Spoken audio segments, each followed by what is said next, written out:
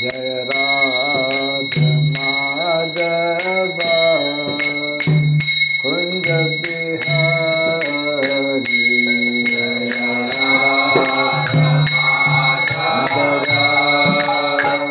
Kunja Bihari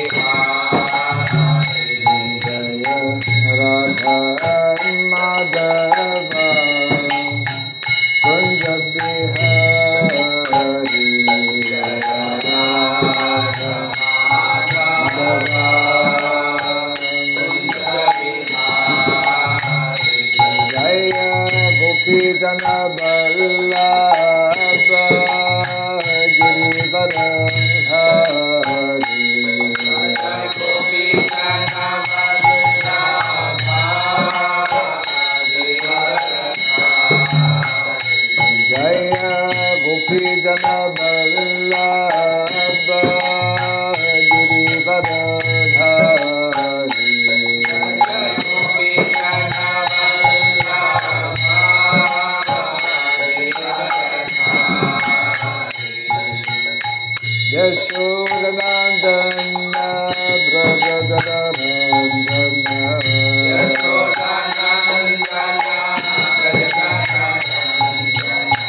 Yashodanandana Brajagadandana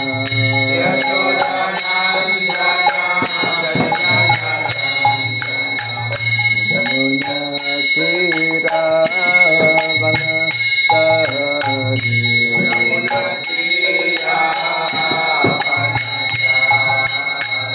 Yamuna Tira Vanasari Yamuna Tira Jaya Radha Madhava Kunja Bihari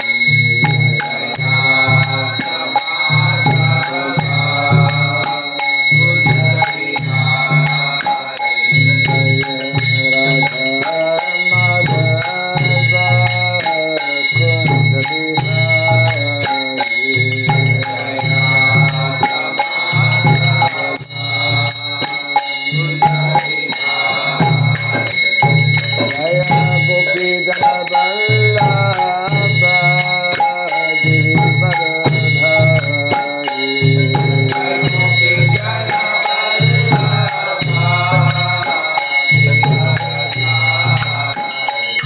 Jaya Gopi Jana Vallabha Girivardhari Jaya Gopi Jana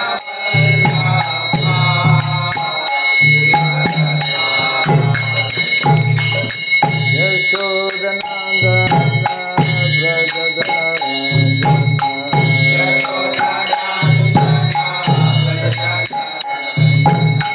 Yashodanandana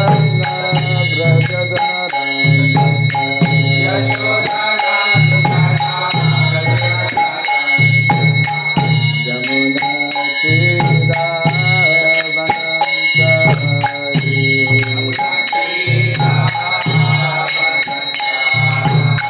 Yamuna Tira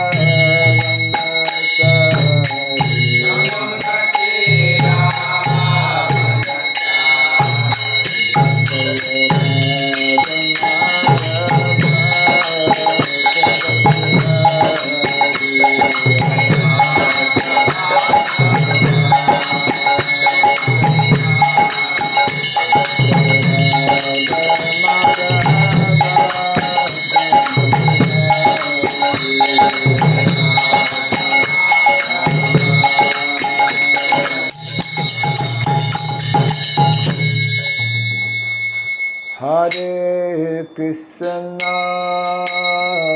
Hare Krishna, Krishna Krishna, Hare Hare, Hare Rama, Hare Rama, Rama Rama, Hare Hare, Hare Krishna, Hare Krishna, Krishna Krishna, Hare Hare.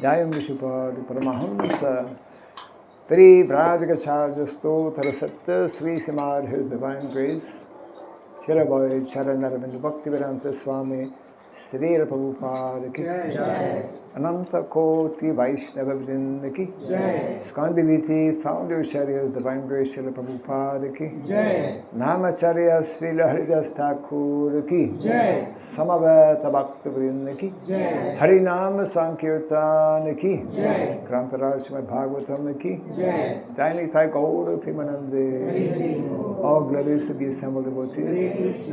All glories to the assembled devotees. All glories to the assembled devotees.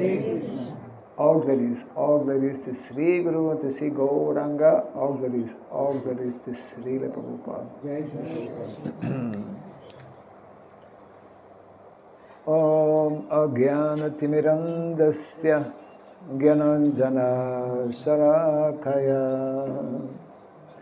Chaksurandritam Jena Tasmai Sri Gurave Namaha Sri Chaitanya Manobhistam Stapitam Jena Bhutale Swayam Rupa Kadamahyam Dadati Swapadantikam Vandeham Sri Guru Sri Juta Padakamalam Sri Gurun Vaishnavamscha Sri Rupam Sagrajatam Sahagana Raghunatam Vitam Tvam Sajivam Sadvaitam Savadutam Parijana Sahitam Krishna Chaitanya Devam Shri Radha Krishna Padam Sahagana Lalita Shri Vishakanitam Cha Hai Krishna Karuna Sindhu Dinabandhu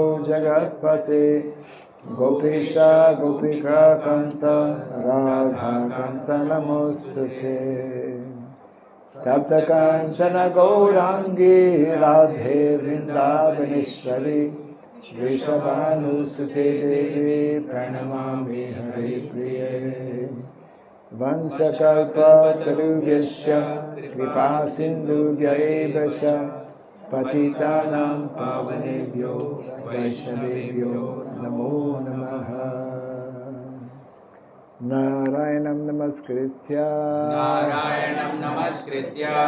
Naram Chaiva Narottamam Devim Saraswatim Vyasam Tato Jayamudiraye. Before reciting the Srimad Bhagavatam, which is our very means of conquest, let us first offer our respectful obeisances unto Narayana, the Supreme Personality of Godhead, unto Narayan Rishi, the supremmost human being, unto Mother Saraswati, the goddess of learning, and unto Srila Vyasadeva, the author. Nasta Prayesha Bhadreshu Nityam Bhagavata Sevaya Bhagavati Uttama Shloke Bhaktir Bhavati Naistiki. By regularly hearing the Srimad Bhagavatam and by rendering a service unto the pure devotee, all that is troublesome within the heart, it becomes destroyed practically to nil, and loving devotional service unto the Supreme Lord, who is praised with transcendental songs, it becomes established as an irrevocable fact. Idam Bhagavatam Nama Puranam Brahma Samhitam Uttama Shloka Charitam Chakara Bhagavan Rishi Nishreyasaya Lokasya Dhanyam Swasthaya Namaha. This Srimad Bhagavatam, known as the Grantaraj, the king of all Vedic literatures, is the literary incarnation of God. It is compiled by the incarnation of God as Srila Vyasadeva. It is meant for the ultimate good of all people.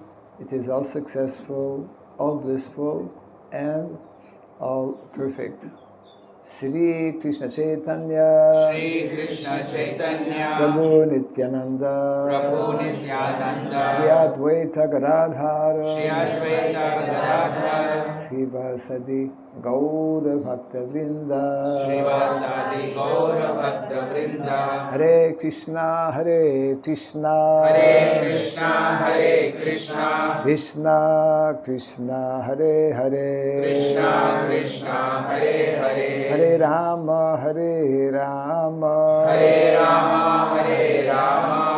Rama Rama Hare Hare Om Namo Bhagavate Vasudevaya.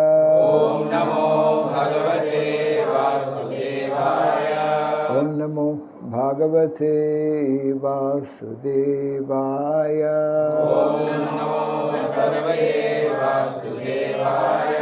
Om Namo Bhagavate Vasudevaya.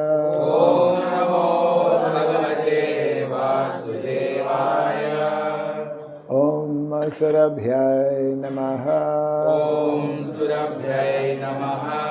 Om Surabhyay Namaha. Om Surabhyay Namaha.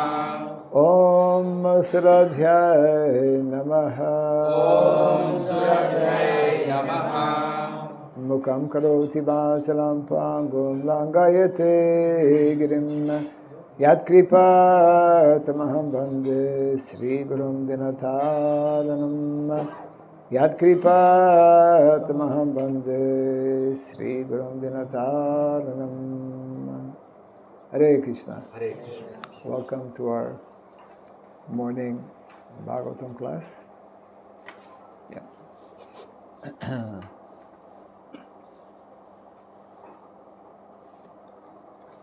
So we are still in the seventh canto of the Srimad Bhagavatam. This is the marker, I suppose. Yeah. Okay.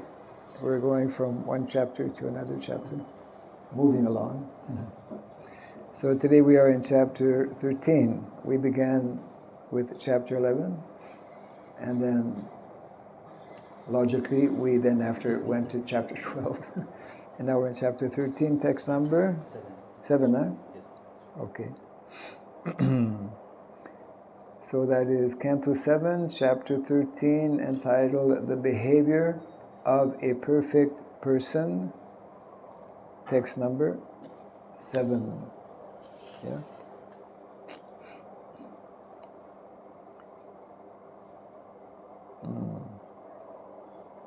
Na asat shastreshu sajjeta nopajiveta jivikam vada vadams tyajet tarkan paksham kamcha na samsrayat na sat shastreshu sajjeta nopajiveta jivikam vadam tyajet tarakam paksham kamacha na samsrayat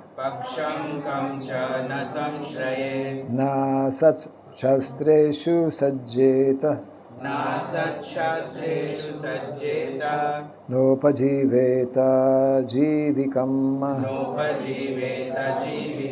vadam tyajet tarakan paksham kamacha na samsrayat na sat shastreshu sajjeta nopajiveta jivikam vadam tyajet tarkan paksham kamacha na samsrayat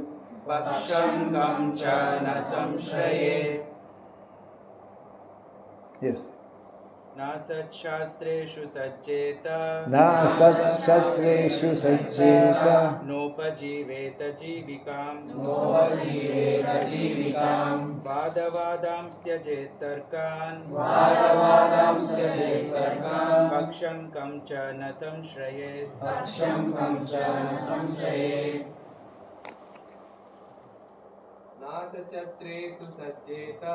नासच्छत्रेषु सज्जेता नोपजीवेत जीविकम् वादवादां त्यजेत तर्कन् पक्षं कं च न संश्रयेत् Mataji.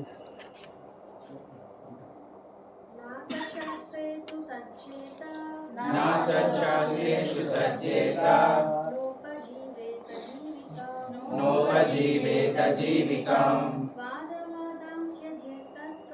वादवादां त्यजेत तर्कान् पक्षं कं च न संश्रयेत्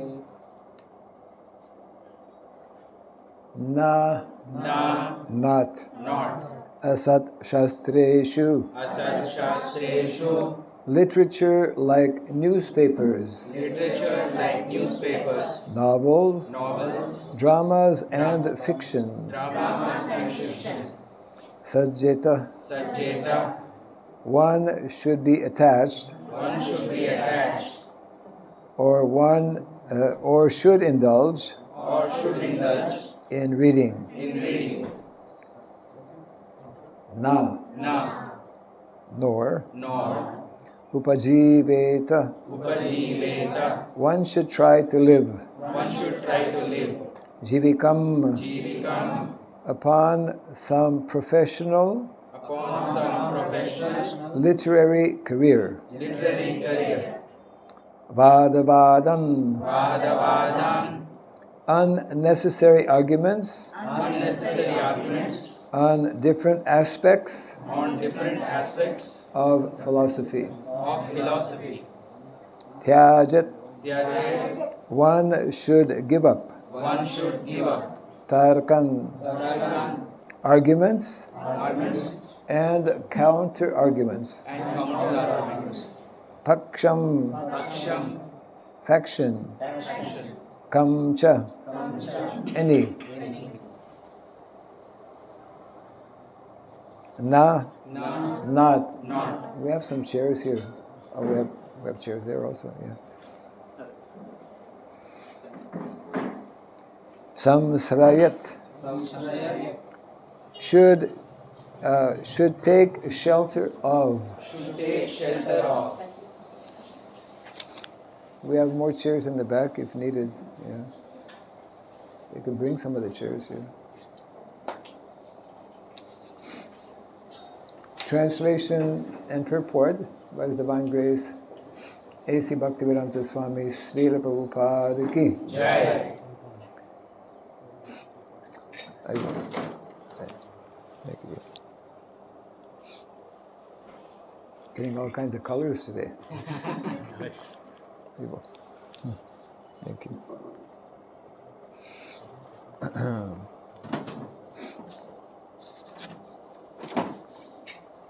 So, translation: literature that is useless, that is a useless waste of time. In other words, literature without spiritual benefit should be rejected. One should not become a professional teacher as a means of earning one's livelihood, nor should one indulge in arguments and counter-arguments, nor should one take shelter of any cause or faction. Kindly repeat after me. Literature that is a useless waste of time. Literature that is a useless waste of time. In other words, Literature without spiritual benefit literature without spiritual benefit should be rejected. should be rejected. One should not become One should not become a professional teacher a professional teacher as a means of earning as a means of earning one's livelihood, one's livelihood, nor should one indulge nor should one indulge in arguments in arguments and counter-arguments, and counter-arguments, nor should one take shelter nor should one take shelter of any cause or faction. of any cause or faction. Purport. A person desiring to advance in spiritual understanding should be extremely careful to avoid reading ordinary literature. The world is full of ordinary literature that creates unnecessary agitation of the mind. Such literature, including newspapers, dramas, novels, and magazines, is factually not meant for advancement in spiritual knowledge. Indeed, it has been described as a place of enjoyment for crows tadvasayam tirtham. Anyone advancing in spiritual knowledge must reject such literature. Furthermore, one should not concern oneself with the conclusions of various logicians or philosophers. Of course, those who preach sometimes need to argue with the contentions of opponents, but as much as possible, one should avoid an argumentative attitude. In this connection, Srila Madhvacharya says,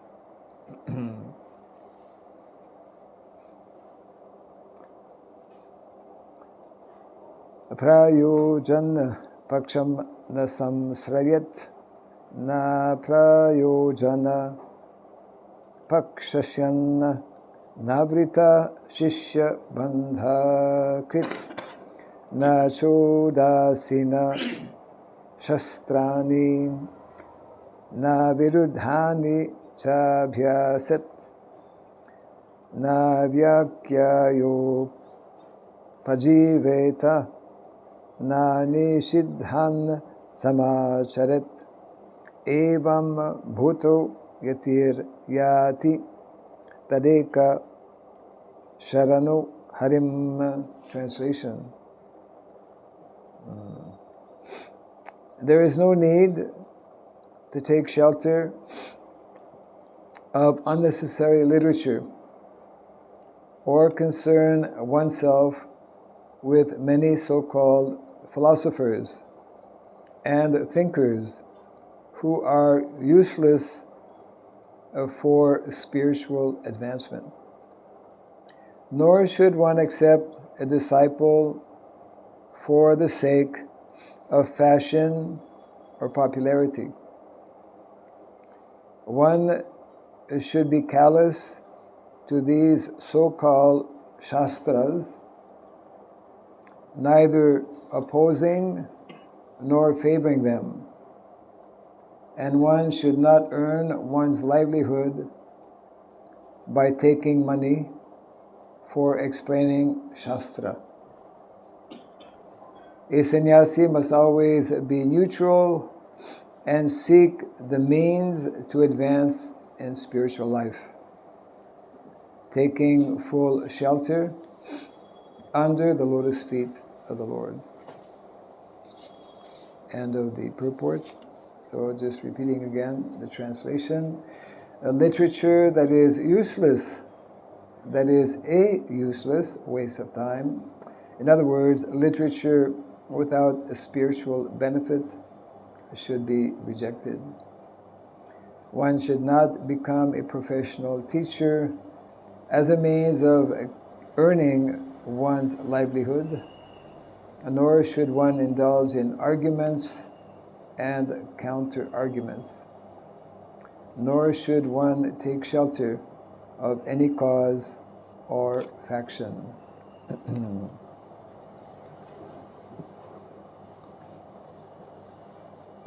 So this chapter, entitled The Behavior of a Perfect Person, is especially focused on describing those in the renounced order of life, sannyasis. Of course, sannyas yoga is mentioned, of course, in the Bhagavad Gita.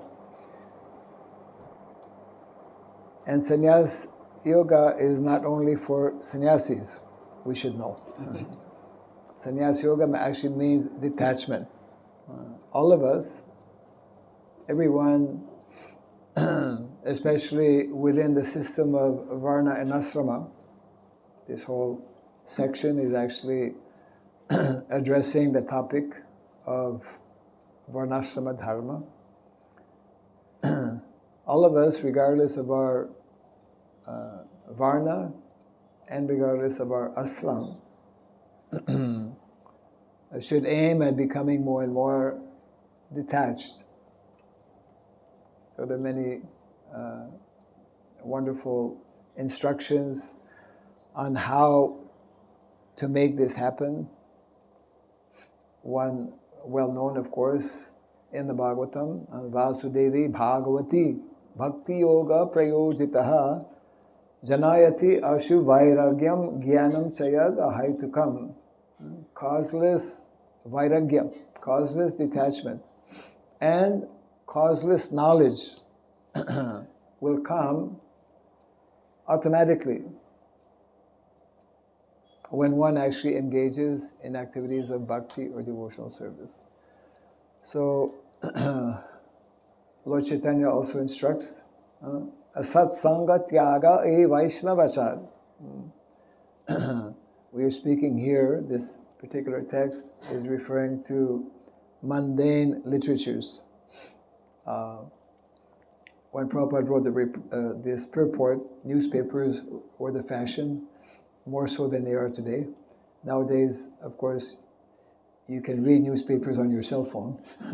We don't have paper, as it's not as popular as it was previously. The point being that anything which is having to do with mundane subject matters.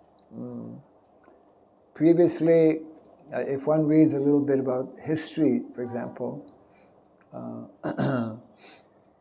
it's only since the last few hundred years that we have what we call mundane literature. There used to be a time when the only books that were published, the only dramas that were performed, were in connection with God, with the concept of God. Were religious in nature. Because in those days, those who were able to write, those who were able to perform, means those who were educated were primarily of a religious nature. Because actual education is meant to be spiritual education, isn't it? All subject matters which do not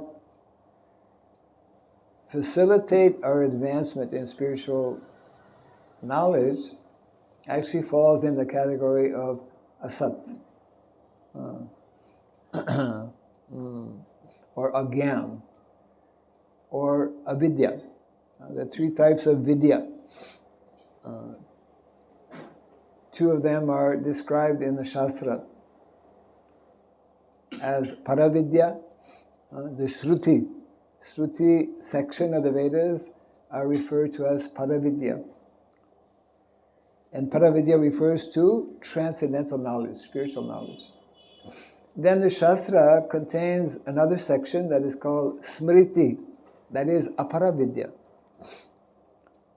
This aparavidya, although of a material nature, is connected with the paramvidya or the paravidya. This aparavidya contains information, gives us information in the Shastra about material subject matters that are meant to be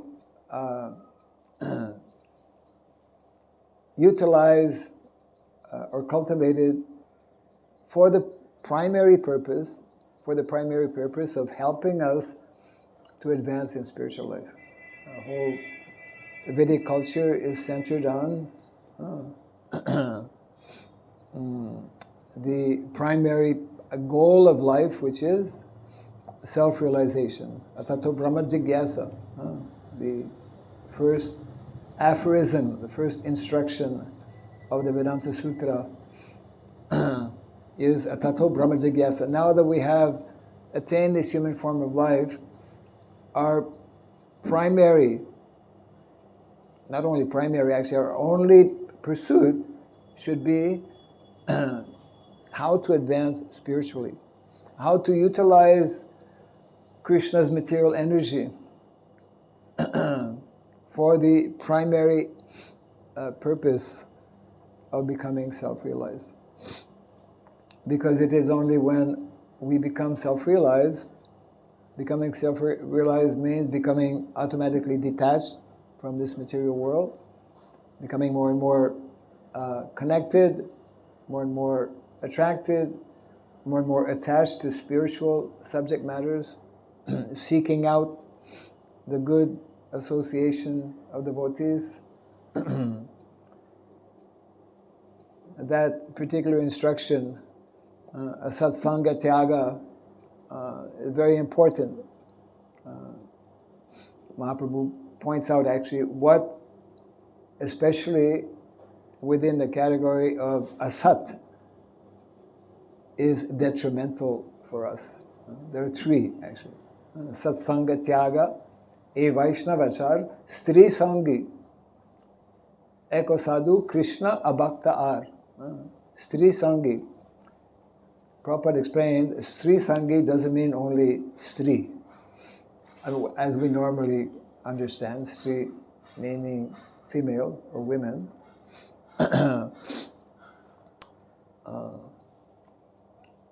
Men are attracted to women, and vice versa, women are attracted to men. So either of those attractions is actually a distraction for spiritual life.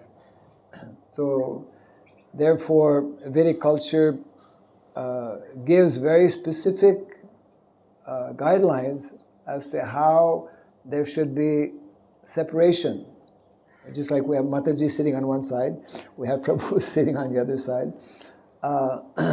And there are so many similar guidelines. One of the very, very important guidelines which we have forsaken, we have abandoned since the last century within the context of education is called coeducation.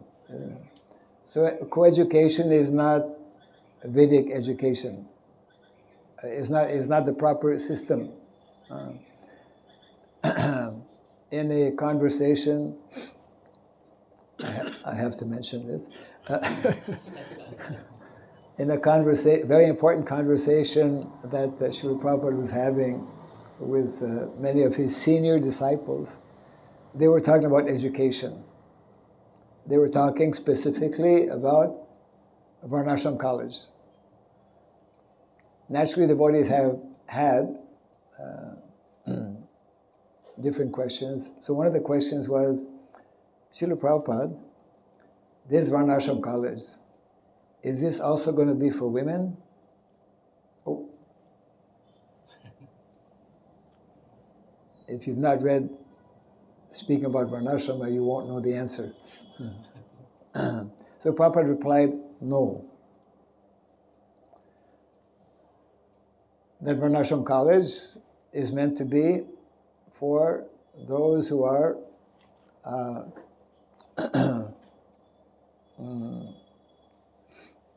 actually primarily those who are meant to be trained as leaders in society.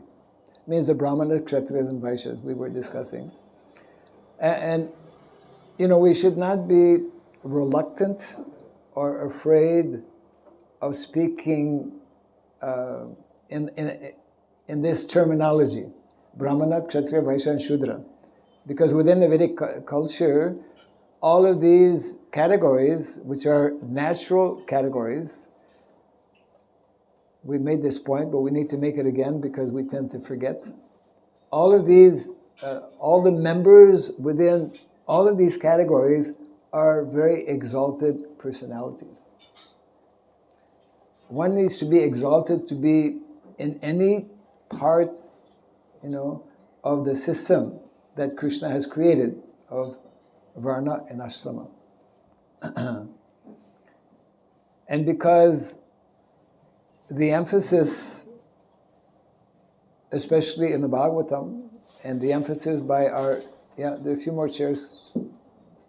I don't know how many more are there. The emphasis of our acharyas is on this activity of bhakti, devotional service. That's why Srila Prabhupada actually spoke about classless society. What is the meaning of classless society? It doesn't mean that there are no classes. It means that there must be classes. There must be divisions. Class or caste is misunderstood in many ways. More easy to understand if we use, let's say, the term division. 4 divisions. 4 natural divisions. So classless society or casteless society, Prabhupada uses both, means that every member within each of these divisions will be focused on practicing Krishna consciousness, will be a devotee of Krishna, will be an aspiring Vaishnava, because to be a Vaishnava, to be a pure Vaishnava is not so easy. So in this way, it means, which is something very important, that any member within society, any member within any of these 4 divisions, or 8 divisions, within Varna and Ashrama, can become a pure devotee of Krishna. Haribol. I mean, yeah. Otherwise, when we are stuck with the incomplete knowledge of Varnashrama, the incomplete system. What is the incomplete system? In 1 word or 2 words? Yes. Missing Krishna. Yeah. Wherever Krishna is not present, something is missing. Something very important is missing. Yeah. So the missing element, or Prabhupada would say the missing link. Okay. The missing link is actually Krishna. So within Daiva Varnashrama, that's why more recently our acharyas have added the word Daiva or Daivi. Daiva Varnashrama means that missing link, Krishna. Daiva doesn't mean only spiritual, because actually majority of people who are spiritual, who claim to be spiritual, many are spiritual, of course, but they don't know Krishna. They don't know Krishna as being the Supreme Personality of Godhead. In India, everyone knows Krishna. I mean, difficult not to know about Krishna is all, I mean, yeah, it's part of the Vedic culture. But very few people know Krishna as being the Supreme Personality of Godhead, isn't it? So therefore, when we speak about Varnashrama, we're not just, when Prabhupada spoke about Varnashrama, or when any of us speak about Varnashrama, we're not simply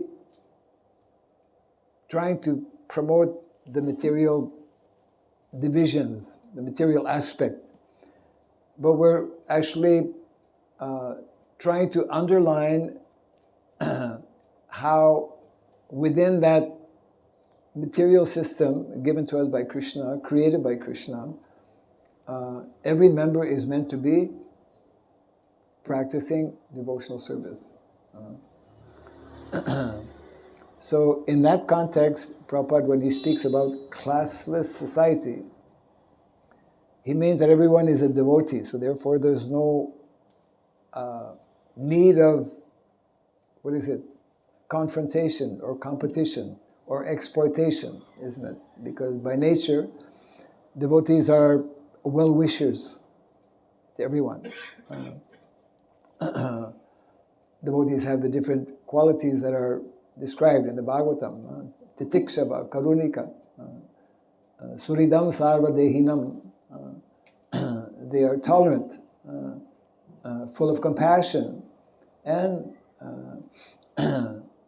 the well-wishers of all living entities, not only of other human beings, not only of the family members. I like my family members, but I don't like my neighbor. Or I like human beings, but I kill animals. This is incomplete, impure understanding of being an actual well-wisher or being compassionate. So although this chapter is especially focused on sannyas ashram, in this section of the Bhagavatam, all of the different ashrams are mentioned, and a main point which is being stressed here is that, of course, especially for sannyasis, because sannyasis are meant to be the teachers within society. It is, of course, the natural teachers are the brahmanas. Of course, we also read yesterday or the day before how kshatriyas can also take up the different. There are 6 occupational duties for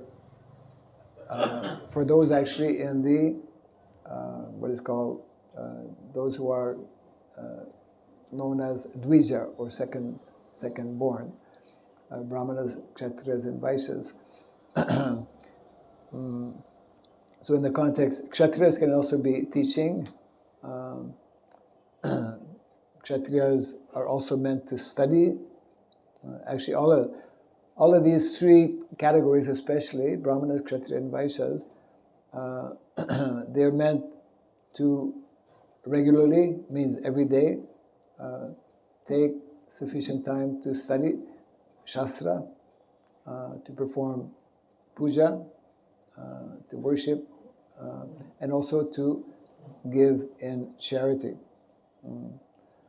So like this, the Vedic literatures give us very very clear and very systematic instructions how to live our lives in such a way that ultimately the primary goal and purpose is to advance in spiritual life. So we were just explaining about the 3 obstacles, Sri Sangha. So association, either of men and women. Then second is asadhu. What is meaning asadhu? Means one who is not sadhu. Just like there is dharma and adharma. There is sadhu and asadhu. So asadhu means those who are basically materialistic minded.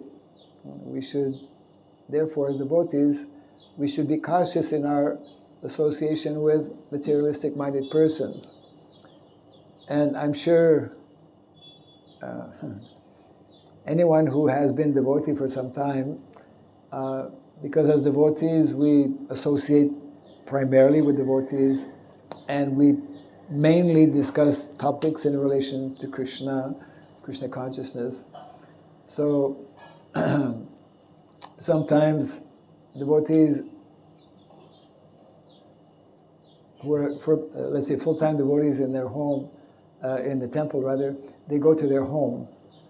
And if in their home people are not devotees, it becomes very painful to stay for a long time, because the subject matters are like totally mundane, generally. Or not only family members, but anyone. Devotees, it's not that we don't associate, but as Prabhupada nicely explained, when we interact with those who are not devotees, we should not take their association. It means we should not take up their way of thinking. Rather, we should try to give them the mood and the mentality of spiritual life, isn't it, of a devotee. So, so therefore, that's an important consideration. As devotees, we should be cautious when we cannot avoid actually the association of non-devotees, because majority of people are falling in that category, but we should be cautious. So, Sri Sangi Eka Sadhu Krishna Abhakta. So what is meaning of Krishna Bhakta? especially in India, of course, in other countries as well, but more so in India. There's many people are bhaktas of this one bhakta. I'm a this bhakta, I'm a that bhakta.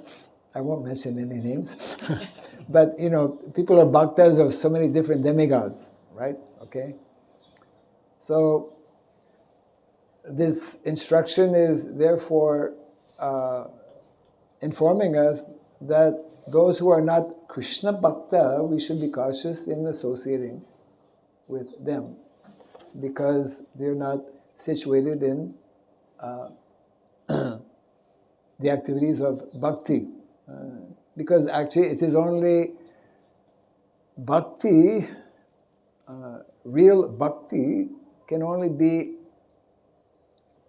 that term bhakti can only be utilized actually in terms of, or in connection with Krishna. That is why the members of the movement of Lord Chaitanya Mahaprabhu are focused primarily on the practice of bhakti, because Mahaprabhu has introduced us. He is himself Krishna, as we know, and it is those activities of bhakti that can connect us with Krishna. And what we also need to know, it is only activities of bhakti that actually can bring us out of the material world. Because bhakti is actually not of the material world, isn't it? The holy name is also not of the material world. So it means that actually the more we interact with devotees, the more we engage in activities of bhakti, of devotional service, then the more we are engaged in spiritual, transcendental, devotional. Actually, in the Nectar of Devotion, this very nice explanation is given. The difference between the types of happiness. Ultimately, everyone, everywhere, is seeking for happiness. Anyone here seeking for something different? Unhappiness? Only imbalanced, folks. I mean, everyone wants happiness. So, Srila Rupa Goswami speaks about 3 kinds of happiness, which is very important for us to understand. The primary and most, we could say, prominent form of happiness is called material happiness. Majority of people in the world, majority actually only know material happiness. And what is the end result of material happiness? Unhappiness. The more we try to squeeze out material happiness, material sense gratification, we actually increase our unhappiness in so many ways. Yeah. Sometimes we only find out later on. It's not, Maya is like that. So material happiness, then naturally higher than material happiness, for those who are fortunate to seek something beyond what actually gives unhappiness, is called spiritual happiness. And some fortunate souls, some rare personalities, find out about spiritual happiness.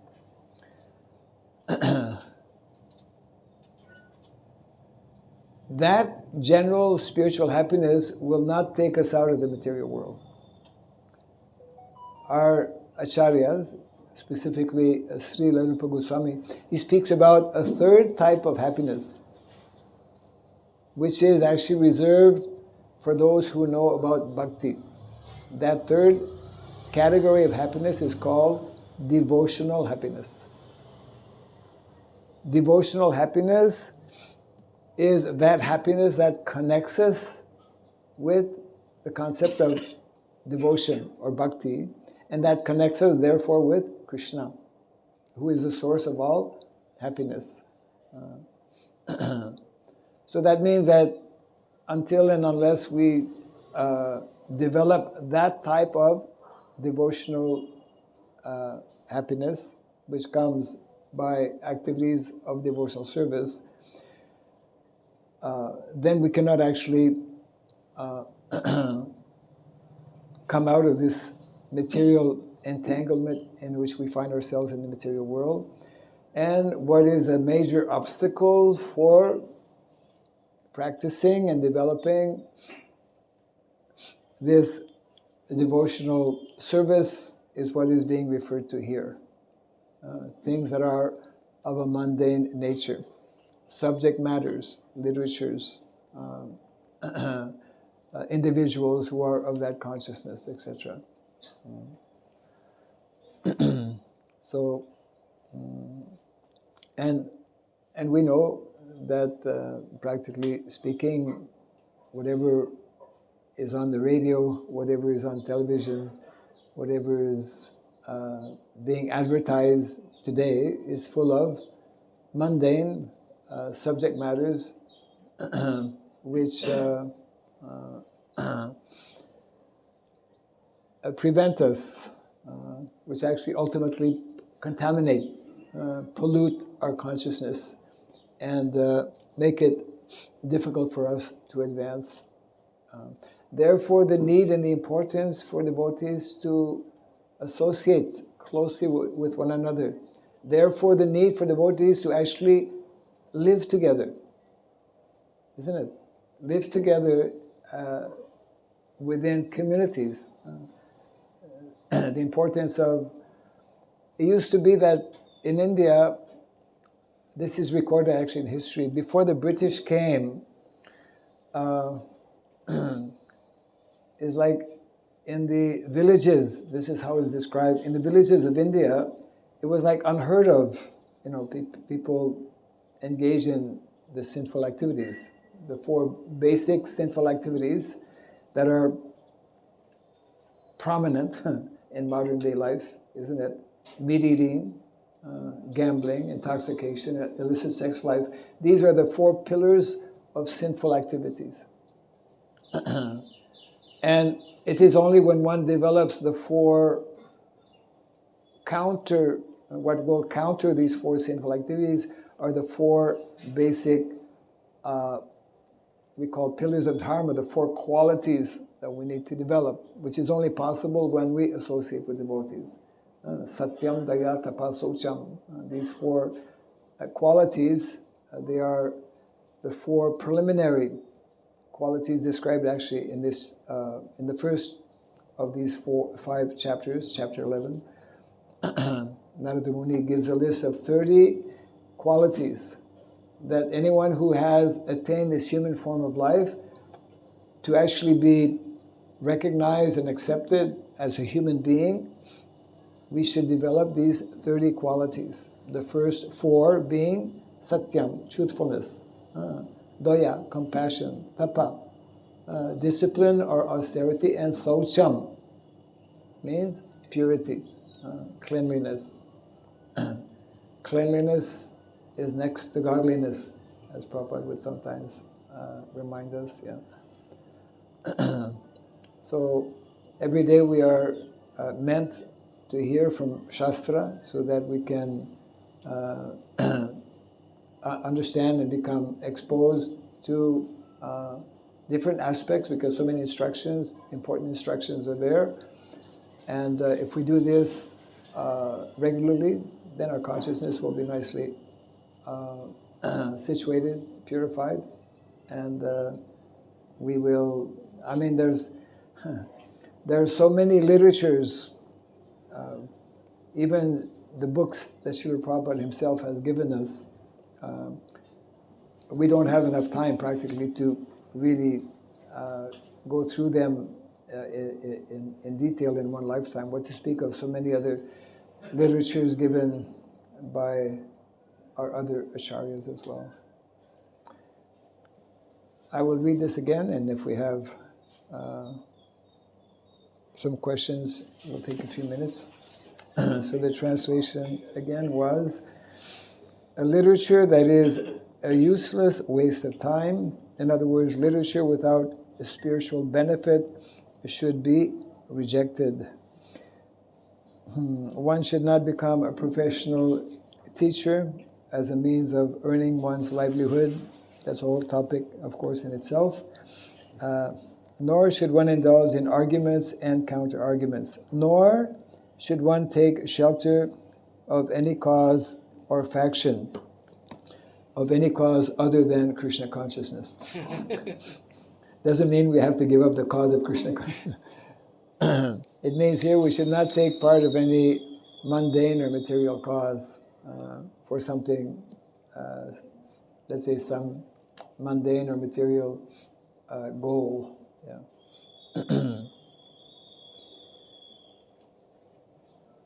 So, what do you all think? Any questions on this or comments? Okay, way back there, my God. Okay. Yes. All this education, present educational system. Which education system? Present educational system. Present educational It system. is mostly mundane. Mostly? Mundane. Modern. Yeah. Mundane. Yeah. Uh, Then how yes. do we convert into spiritual? Good question. You have asked the right question. Yeah.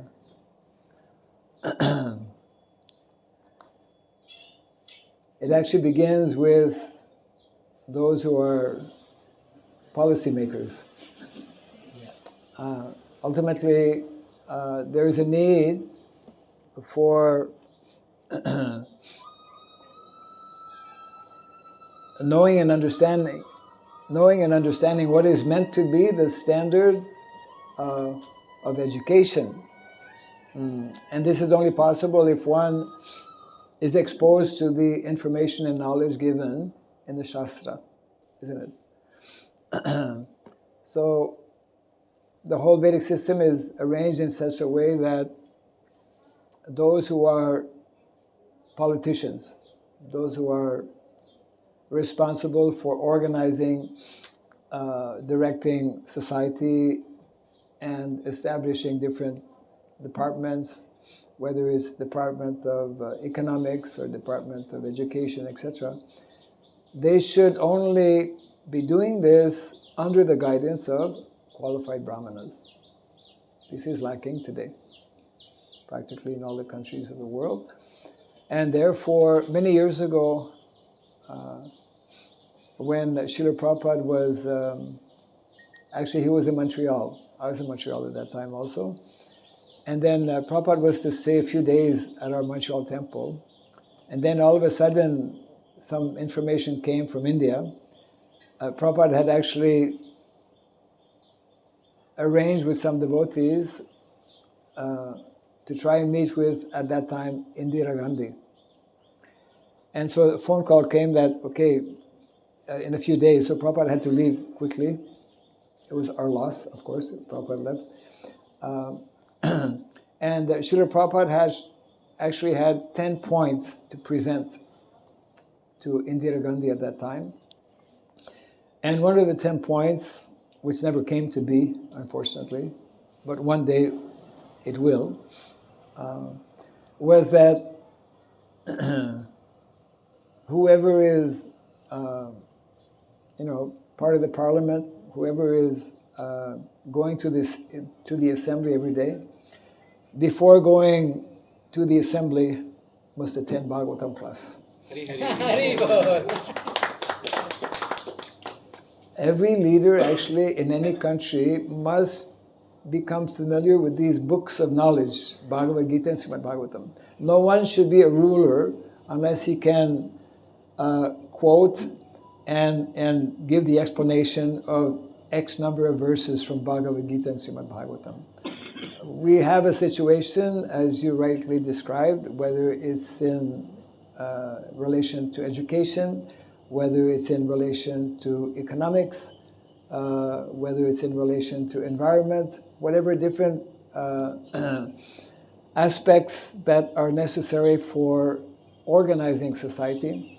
We have leaders who are not familiar, not knowledgeable about the basics of Bhagavad Gita and Srimad Bhagavatam. And therefore, one of the primary responsibilities, and it's actually, in many ways, the mission of the Krishna consciousness movement, is to introduce this knowledge, these literatures, and actually train individuals from the common, ordinary people to those who are already situated in various positions of leadership within society. And that is, of course, connecting us with what we often refer to as well, and remind our devotees that Srila Prabhupada gave us that order, which remains what we call a standing order. What's a standing order? It's still something yet unfulfilled, to establish colleges, specifically Varnashrama colleges, that will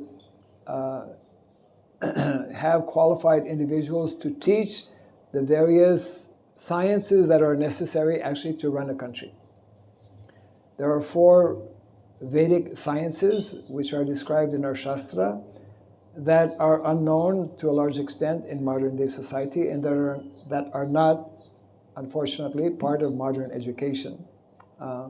And these have to do with what is called Anvikshiki, the science of philosophy, Trayi, the science of education, Dandaniti, the science of politics, and Varta, the science of economics.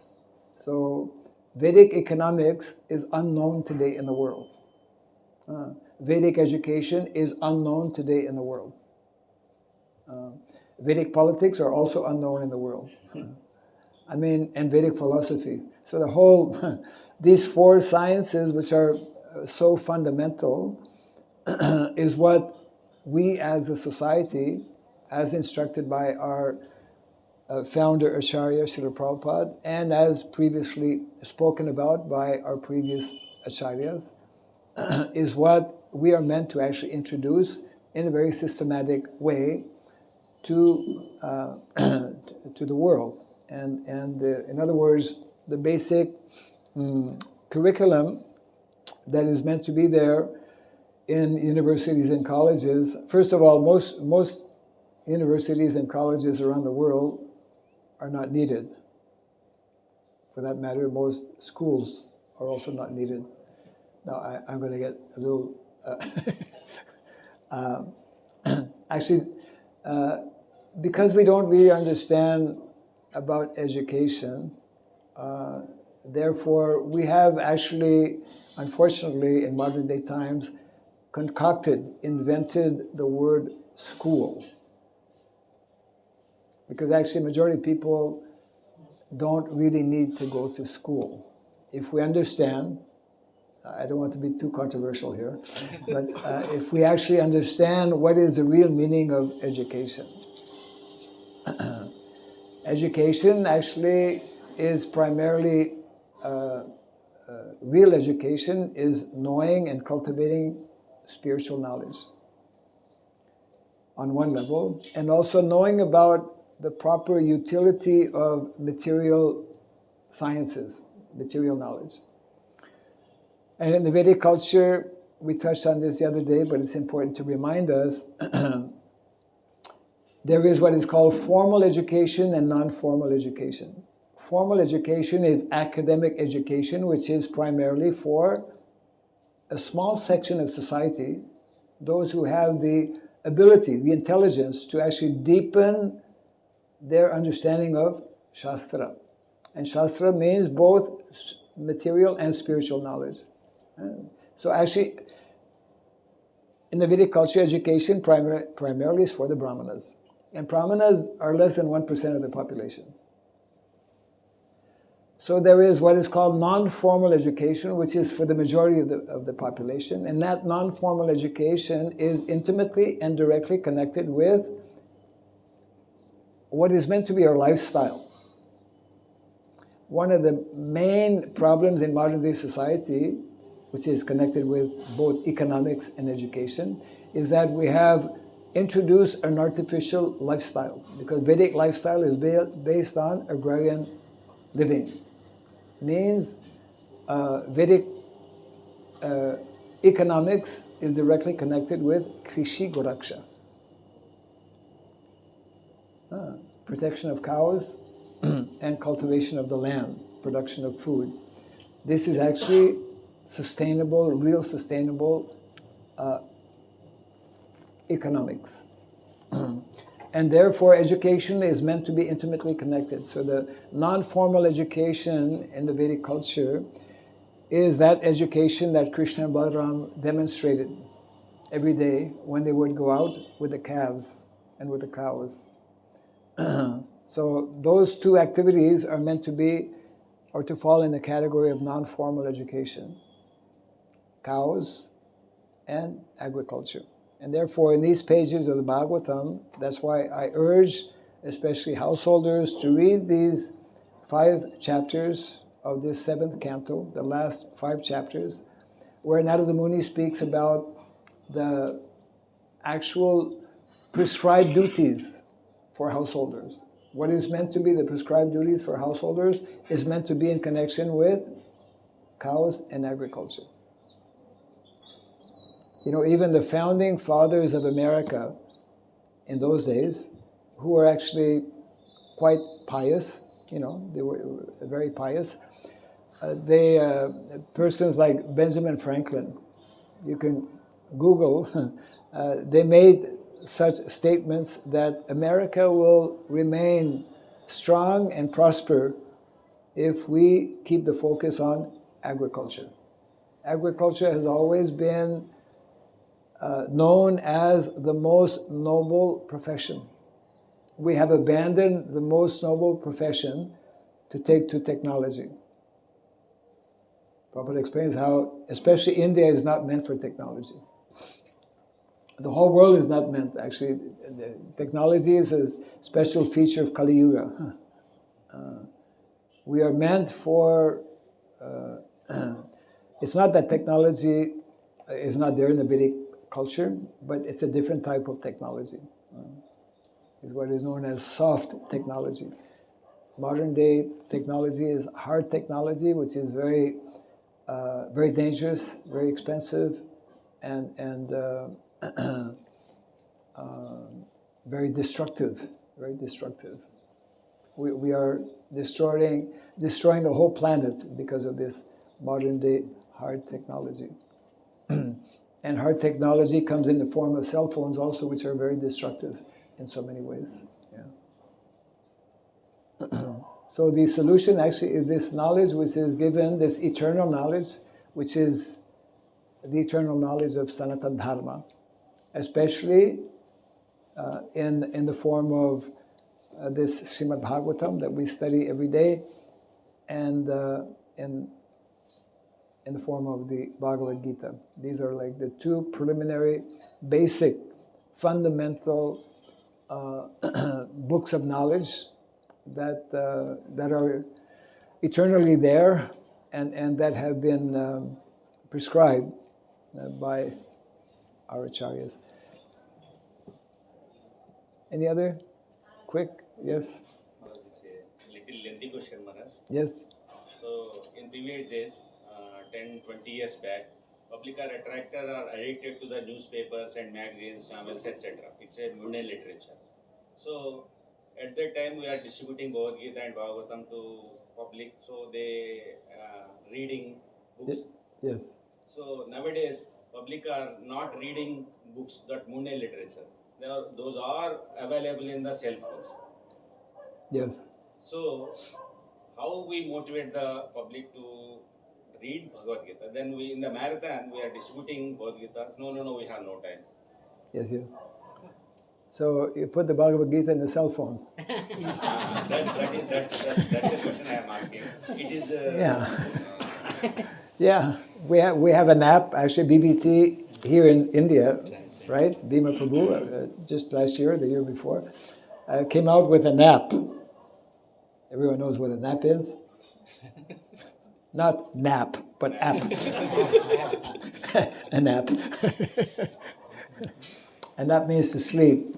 And a app, but we have to say an app. So an app is, they came out, there's BBC app having all of the books, Prabhupada's books. So we have to, as they say, go with the times to some extent, because, as you rightly see, people are much less attracted or interested, and they have much less time as well. But so we're using that actually. We have Prabhupada's books and lectures and so many things, and so that is one way, and it also means that, because you talked about villages, right? Yeah. So it means that not only we should sometimes go to the village and distribute books, but we should be going all the time, number one. And secondly, we should be living in the villages. If we live in the villages, we don't have to go to the villages, because we're there. Yeah. This is a big flaw of modern day times, is that we have forgotten the importance of villages. Yeah. Last comment or question? Well, there are two hands up. Okay. Now we'll take yours.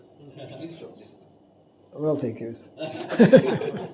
We typically, every living entity follows this Ahara, Nidra, Bhayam, Vaitanam, and all the standard. Yes. We know that.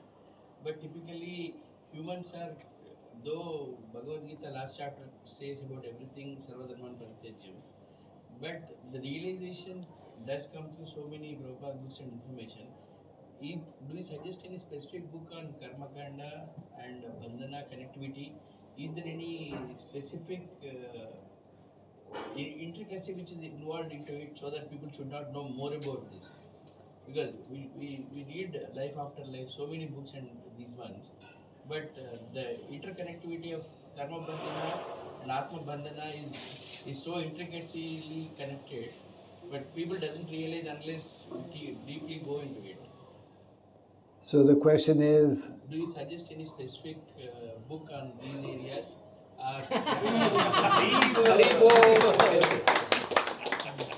this is it? Yes, sir. There is no other book? Yes. Yeah, Bhagavad Gita, Srimad Bhagavatam. If one actually studies regularly, daily, Bhagavad Gita, Srimad Bhagavatam, all the doubts will be cleared. Absolutely. Yeah. Yeah? Okay. So, okay, quick, last. Some devotees whom I've interacted with and have heard from others also, they think that the bhakti is bhakti, the Navavada bhakti is bhakti, but then activities of varnashrama and farming and all these are mundane, they have no connection with devotion. How do we help them understand that Krishna has...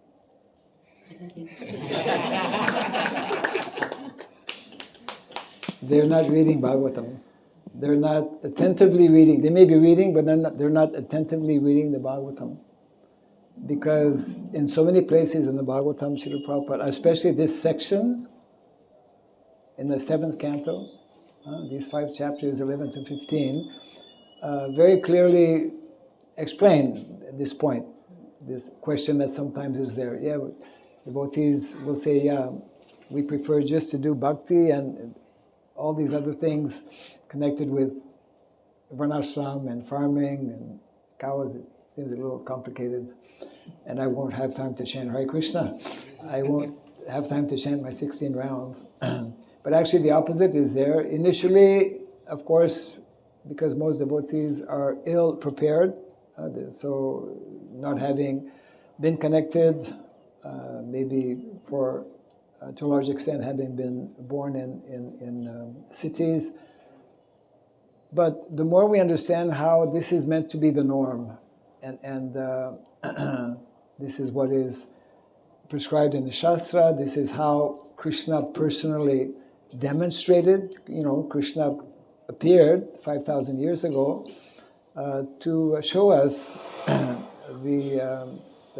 proper way to live, and the instructions that we can and should derive from Krishna's pastimes in Vrindavan are not only in connection with the Rasa Lila, are not only in connection with, let's say, bhakti, but those very sciences, these four Vedic sciences I was mentioning, especially the science of economics and the science of education, is like fully, completely demonstrated by the residents of Vrindavan, by Krishna and Balaram themselves. Prabhupada says how Balaram is always carrying his flute and playing it to give pleasure to the cows. And Balaram has his plow because he's in charge of agriculture.